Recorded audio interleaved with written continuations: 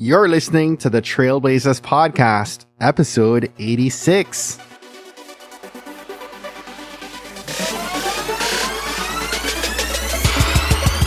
You're listening to the Trailblazers Podcast, where we will explore the stories of successful Black professionals. Join us as we highlight the knowledge, resources, and tools of these accomplished trailblazers to help provide the know-how, confidence, and motivation you need to blaze your trail. And now, here's your host, Stephen Hart. Hello, what's good, Blazer Nation? I'm Stephen Hart. You're listening to the Trailblazers.fm podcast.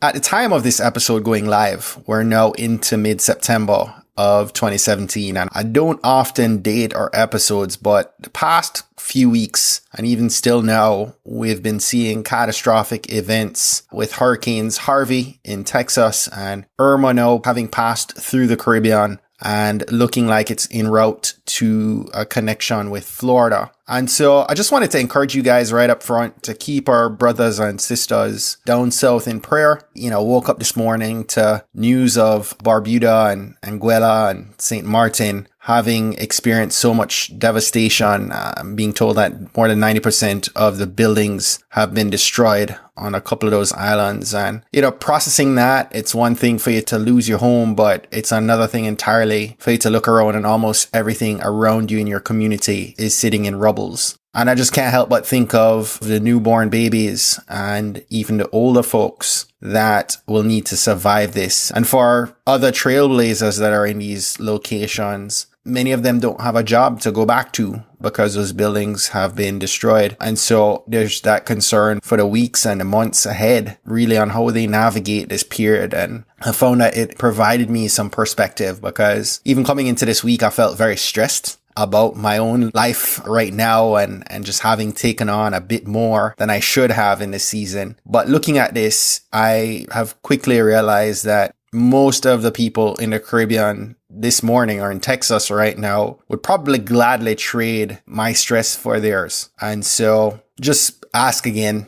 that you keep them lifted. If you're able to donate money and or time and be in one of these areas, I encourage you to do so. And we just, all do our part in helping these communities to be able to rebound and recover. So I haven't done a solo episode in a little bit, and I thought that this would be a good time for us to connect directly and for me to share some of my own life experiences and the lessons I've learned over the course of this year. So get ready, get set, and let's go ahead and dive into today's episode.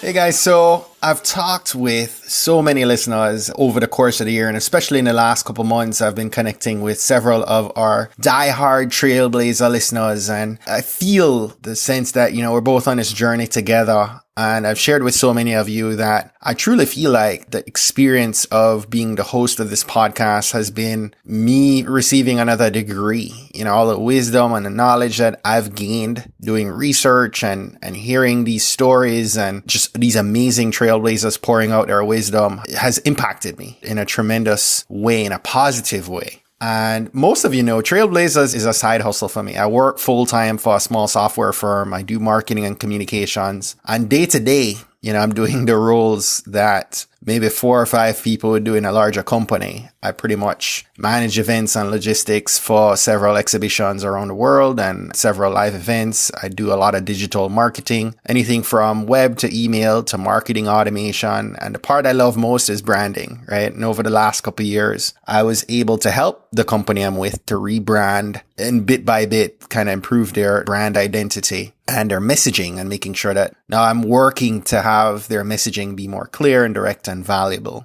And it's a lot of work, but I've learned quite a bit. Now, the money in marketing today is around data and being able to analyze and use that data to make decisions. But my passion is still in branding. And I have a firm belief that your brand, for a business especially, is the first thing that's going to bring in that customer. And likewise, when I decided to start Trailblazers, I really wanted to have a brand that was going to pop. I wanted people to see what I was doing and have people love what they saw, whenever they encounter Trailblazers. And that's exactly what's happening today. Barely a week goes by now where someone doesn't reach out to me, send me a message, or, just share that they really love the look and the feel of our website or social media, or even in person, people comment on my business cards and other elements of the brand. But I have to say, as months have gone by, I've met several individuals, professionals, experts out and about, or people who are reaching out to me via email. I'm getting several pitches almost daily at this point for people wanting to be featured guests on the podcast. And I noticed that there are a number of folks who are missing the mark with their own personal brand and their digital footprint. And all too often, people are approaching me and saying, hey, I'm the expert. I'm the go-to for this industry. But then I would end up Googling them and nothing would come up that's meaningful or memorable. So my first point for this episode is that if it's your aim to be the go-to expert for your industry, I really have to encourage you that the first step you must absolutely take today is to ensure that Google is going to back up what you're saying about yourself. We're in the second half of 2017, looking at 2018, and you've got to absolutely tell your story online. Right? So you hear my passion even right now about the importance of your personal brand. And I've seen so many people lacking a good brand presence, a good digital footprint. And so it didn't take me long to connect the dots and realize that my love and my skill aligned with a need. And this now goes beyond me just interviewing folks for the podcast and sharing that information and that wisdom with you. But it's now becoming a clear mission of mine to also arm you guys with the branding and the marketing and the growth needed for you to be trailblazers yourselves. And so this is not anything new to me. Branding and marketing isn't new to me. I've built so many brands, so many websites for others, for businesses. And over the years, been able to develop marketing strategies for businesses large and small, right? So I've been working really hard in the margins, in the slimmest of margins with time. Right now, my time is very scarce. But after a full-time job, after my responsibilities to the wife and the kids and the podcast, there's just really not much more margin, white space left. But in that time, I've been giving thought and giving energy to building something around helping individuals, especially individuals who are needing to build their personal brand, right? And the truth be told, I'm seeking more for my own life in ways that allow me I'm looking for ways to stretch myself, right? I'm looking for ways to help other people to improve their life outcomes. And especially for each and every one of you that are plugging in your earbuds, hitting play on this podcast in your car, in the gym, wherever you are, and listening to this content. It's my goal, it's my mission to change your life more than you just consuming this content and being inspired or motivated. I want you to stop hesitating, and I want you to do the right things to be able to take action and to one day be a featured guest on this podcast. So I really think that whether you're a corporate professional, you're a creative, coach, consultant, author, entrepreneur, however you define and title yourself, you've absolutely got to present yourself and ensure that you're putting your best foot forward online. Have to stress that home, that it's a time where you need to have a web presence, your website's your foundation, it's your central hub for the things that you're going to do online. And you should also have a social media platform that you are investing time to engage and establish a respected following for whatever it is that you're saying you're going to be an expert at, where you're engaging and you're giving value to your community and you're building your own tribe. And it's very important. The optics in this as we look ahead is really important, right? It's the simple things that will tell someone else, be it a new employer or someone in the media, that you are in fact who you say you are on paper, on a resume, etc. Right? So if an employer is looking at your profile, at your LinkedIn, and then they search you on Google and they're trying to learn more about you, or maybe it's media, maybe it's Oprah's team checking you out to potentially do a story on you. It's important that you have these things in place, right? That you have this digital footprint that's representing you. And if this kind of stuff is noticed by itty bitty podcasters like myself and some of my colleagues, just imagine the impact that, this might have on large corporations and traditional media and book publishers and other people who are wanting to partner with you and work with you or have you work for them. So check this. Last December, we aired an episode with Lucinda Cross. It was a really dope conversation that you should absolutely go back and check out if you missed it. I believe it was episode 47. But Lucinda did something amazing. She introduced me to getting my goals up visually on a vision board. And so coming into this year, I had always documented my goals every year, but I said, I'm going to do this visually this time. And so I created probably the ugliest looking vision board that you could find, but it did its job, right? And I have to tell you, it's been a pretty amazing journey so far to this point of the year. I still have quite a bit of work to do to achieve all the goals that I wrote down, but at the beginning of the year, I knew that if I was going to hit one of my 10-year goals, some of my BHAGs, what I like to call as my big, hairy, audacious goal, right? I wrote out some of these goals that I want to achieve by the year 2026. Two of them being that I want to become an international speaker and I want to be a best-selling author. And I needed to be prepared to get up on stage and begin talking and giving value to others if that was going to happen. So on my vision board, I wrote down that I would secure and I would deliver 3 speaking engagements this year in 2017. And it's really interesting to me the way our minds work, right? When we set goals, and especially when I was able to put this up on a vision board where I'm looking at it and it's staring back at me at all times, right? I find that our brains go to work to try to remind us and begin to work through that checklist of items that now needs to happen for you to achieve the goals that you have stated your intent to accomplish, to achieve. So as we got into 2017, I was on this mission. I had to get 3 speaking engagements and there was fear, there was worry, right? Despite me being a thespian, I was an actor at an early age and performed on stage. I was the lead in a stage play performance before several thousand people. I think I was 11 or 12 years old at the time, but I'd grown out of my comfort with crowds over the years. I ran 7 years before coming back to corporate here.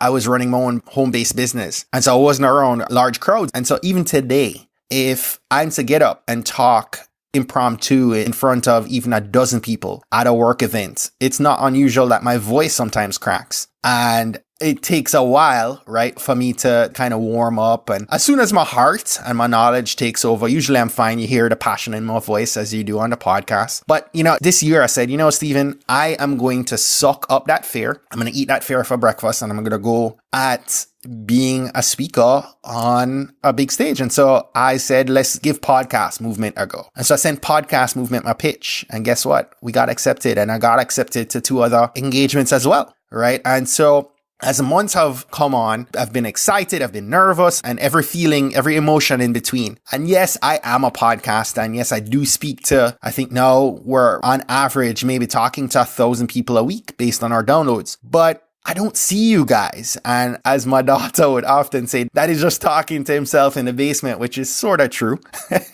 Right now, I'm recording in the quiet of a room with no eyes looking at me. My heart is still, my palms are still dry. I'm not outside my comfort zone right now by any means, right? I'm in the comfort of my basement chair talking in a microphone, and I realized that I had to get outside of that comfort zone. I had to get outside of the box that I now find myself in. Yes, I'm busy, and yes, I'm stretched, but I'm not uncomfortable. And I needed to get comfortable with being uncomfortable. And so I began working on this very first public talk and facing the fear and what I thought the expectations I set for myself were pretty low compared to what eventually happened. But I wanted in this episode really to share with you the 3 core things, the 3 steps that allowed me to crush it, to really deliver a powerful talk that was valuable, that had impact, and that influenced these individuals that I shared this message with in a way that even now, 2 weeks after my talk, I've been getting several people reaching back out to me, wanting me to be guests on their podcasts and wanting to connect and continue the discussion that I started on that stage. So if you're planning to deliver a talk, if you're planning to do your first public speaking gig, or I think the application, this could also be applied to you framing out a book. Maybe maybe you're wanting to author your first book, I think this framework would help you. And it's very, very simple, but it's my hope that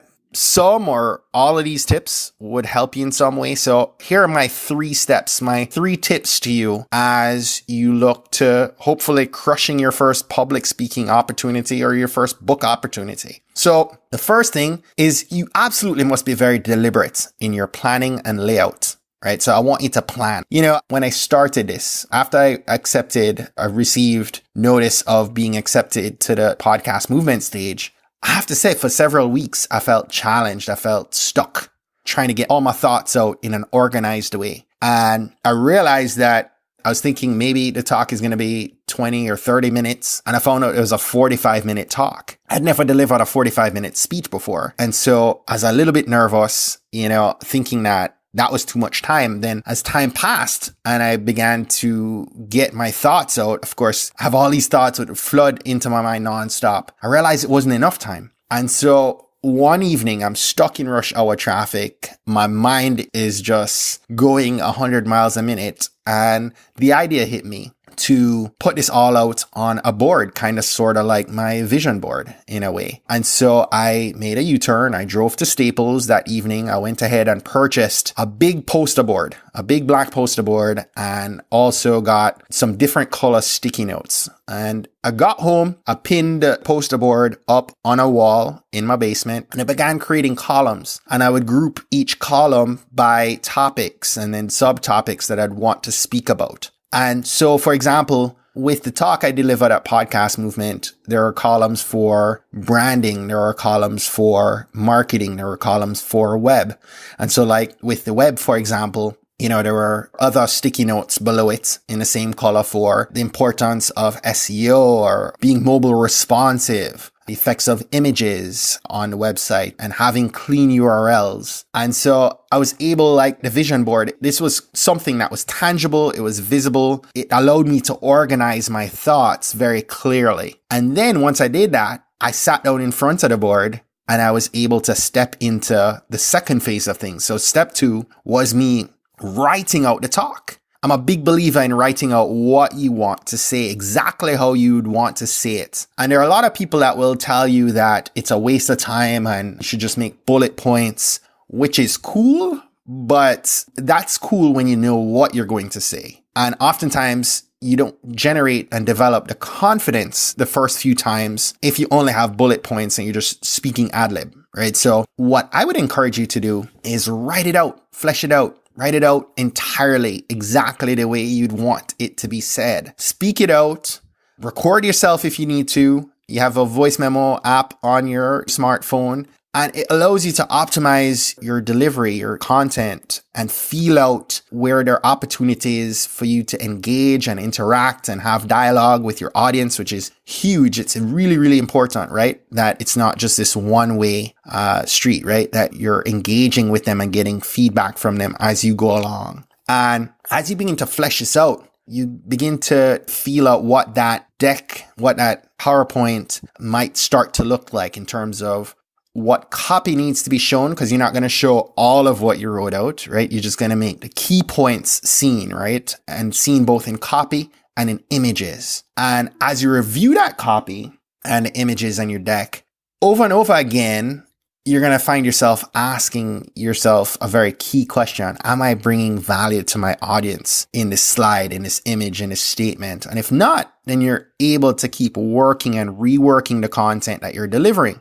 And so once you've done that, now you've been able to plan things out. It's very clearly organized. You've been able to write out your entire talk and take from it the key pieces, right? That you would then relay via images and copy. And then once all that's done, then you're on the home stretch. And so step 3 is the practice, right? I tell you what, man, I practice this speech nonstop. It's a 45-minute talk and that's just long. And so each run is an hour and it drove me up the wall, but I had great people around me. Amy J, my really good friend from Chasing Dreams podcast, Donald C. Kelly, my episode 1 guest, and Kristen, my wife, all helped me to polish this content and get it just right. And there's so many other things that I could bring up about your breathing techniques and your gestures and your body language and your movement on the stage. But at the end of the day, it sounds really simple,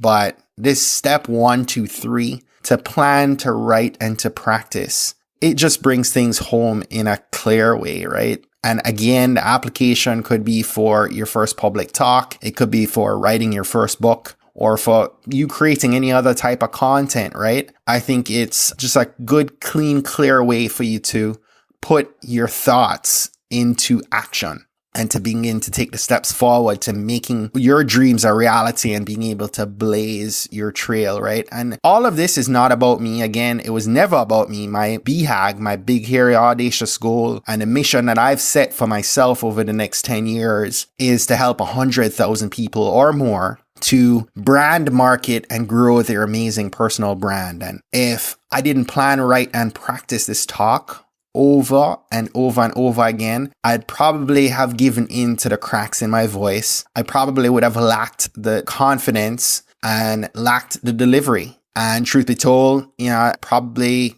not have delivered the impact that I did, right? And so, guys, I was still nervous, like silly nervous 5 minutes before getting on stage, but in a good way. And it was a good friend of mine, Karen Reed Brown of the Carry On Friends podcast, who had to walk me outside and say a prayer with me, help me to recenter before I got on the stage. But because I was prepared, because I was organized, because I knew exactly what I wanted to say and I had practiced it, when I got up on that stage, I zoned out and everything came natural. I was no longer just trying to think through thoughts. I was able to let it flow. And at that point, there were points that I ad-libbed, and everyone, though, felt my energy and felt connected, and that dialogue was natural and everything flowed. And so highly encourage that if you're giving thought, and let me ask this question: what are you hesitating about today, right? As you sit at your desk, as you work out in a gym, I know that majority of my listeners, you're working a day job as well. And so many of you are driven in the work that you're doing. But truth be told, I've heard enough people say that you're not doing what you're most passionate about doing. So what is that thing? What's going to add joy to your life's bottom line? There are people that won't see the end of today. Their life will end sooner than they had planned. And so I have to tell you, the work I'm doing in Trailblazers, this brings joy to me. I really feel passionate about the work that I'm doing. I'm driven to do it just the same. And it's difficult, but I can see the impact. I can hear through messages I'm receiving every day from people in countries I'll never get a chance to visit, that by way of hearing someone else's message, that it's helped them. And so what does that look like for you? Is fear standing in the way of you being able to share your value with the world and blaze your trail? I challenge you today to begin building your personal brand, sharing your story, and giving the world what only you can give, right? If you need help, I'm here to help you think through how that personal brand would look and how we can begin to develop that. But I want you to get out of your head right now and begin to blaze your trail, begin to rise above and go way beyond and do what only you can do, only you can give to the world. So don't live, in a state of regret when we get 20 or 25 years down the road and thinking to yourself, what if? And I should have. We don't want to be there. There are too many of our guests, our past guests, who have said, that we just need to take action and we just need to step outside of our comfort zone. And so I'm going to challenge you to do just that today. I hope this has been inspiring. I hope that you enjoy this episode. If you found it to be a good piece of content for you today, as you get into your day and you found this inspiring, please share it up with your friends, your colleagues, and let them know to go ahead and subscribe. And I'm encouraged by you and look forward to sharing some amazing episodes that are coming down over the next 13 or 14 episodes as we approach our 100th episode on December 18th. I'm so excited. I appreciate all of you guys for downloading and listening and sharing and just loving on me with this podcast. Couldn't do it without you. So God bless you guys. Have a great day and we'll talk soon. Well, that's it for today. Thanks again for listening to this episode of the Trailblazers podcast. I'll be posting links to all of today's book recommendations and links mentioned on our show notes page at tbpod.com. If today was your first time listening to the Trailblazers podcast, I just want to extend a warm Trailblazers welcome to you. We're so happy to have you here, and we encourage you to go ahead and hit that subscribe button in your favorite podcast app. Go ahead and browse through some of our past episodes to keep the knowledge flowing. If you're a fan of the podcast and today's content, and you're maybe already subscribed to the podcast, please continue to share and invite your friends, your family, or colleagues to listen to an episode that you think might impact them most. We believe that someone listening to these inspiring stories will be moved to make significant changes that will have generational impact for many others, both now and well into the future. Don't miss next week's episode. New episodes are released each and every Monday by about 5 a.m. Eastern. Trailblazers, jump off this podcast today. Go find a way to rise above, go way beyond, and keep blazing your trail. Cheers.